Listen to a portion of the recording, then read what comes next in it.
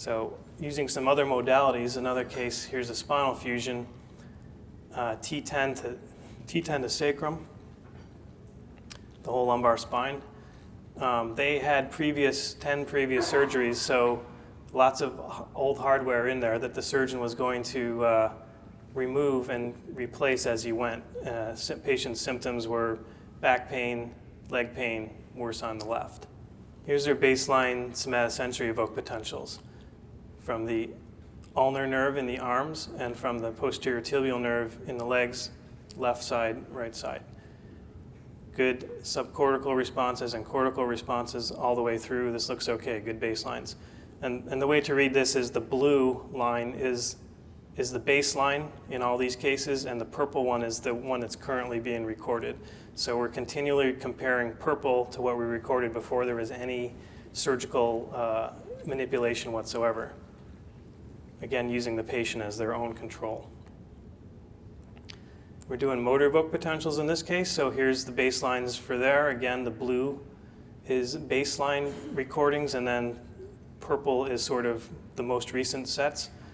And this is from muscles in the hand, the rectus abdominis, iliopsoas, quadriceps, tibialis anterior, gastroc, something in the foot, the hallucis probably, and then they had anal sphincter. It's not so unequivocal that there's a good response here, but there is all the way up from foot up to hand.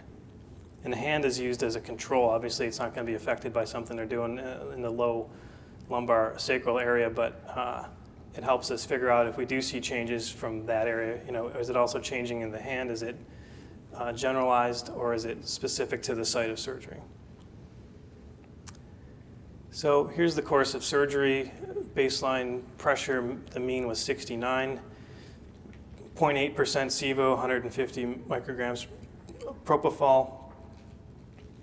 The EMG became valid at 10:40 a.m. So what does that mean? That's because rock was given with induction, and so the train of 4 didn't come all the way back to 4 out of 4 until 10:40 a.m.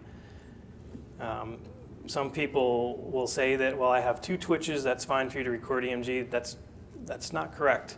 You can have, even with 3 twitches, still 75% of the neuromuscular junction blocked. And it's just a variable that introduces an element of uncertainty into whether your EMG is really going to detect any kind of irritation. So we look for a good 4 out of 4, and that's what we document and annotate in our log, is that the EMG is valid when there's 4 out of 4 twitches. So that's what that is indicating there. So the surgeon starts taking out all the old hardware. The mean's up to 94 now. At 11:52, the SSEP from the left posterior tibial nerve, cortical and transcortical signals, begins to decrease in amplitude, which we can see here. Blue being pre-surgery manipulation, purple being a major change, almost gone. It's still okay on the right leg, and it's still okay on the bilateral hands.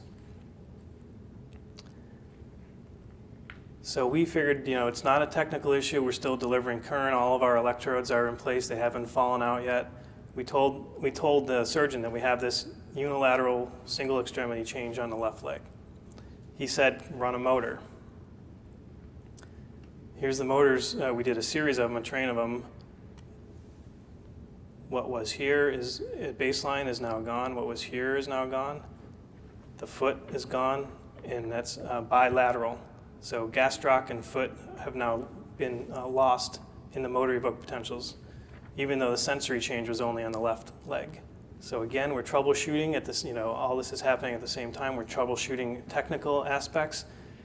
We're asking you guys if anything has changed, which it hadn't. You've got a good mean that's adequate for spinal cord perfusion.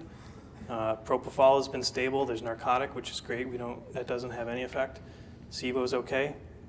We jacked up the stimulation to 800 volts to see if we could drive something through there and get that gastroc and foot back, and still nothing. So we're pretty convinced this is a real surgical event at this point. The surgeon didn't agree. He thought it was something technical and wanted to do one of those Stagnera wake-up tests. So now we've got this potential catastrophe of having to do some wake-up test where the patient wasn't prepared ahead of time that this might be the case. And it's really becoming sort of an emergent situation, potentially.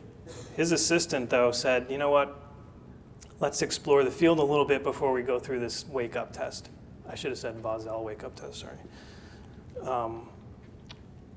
He explored the area a little bit and then said, okay, can you run some motors again? There they are again, they're back. The foot and the gastroc, there's a little bit in there too.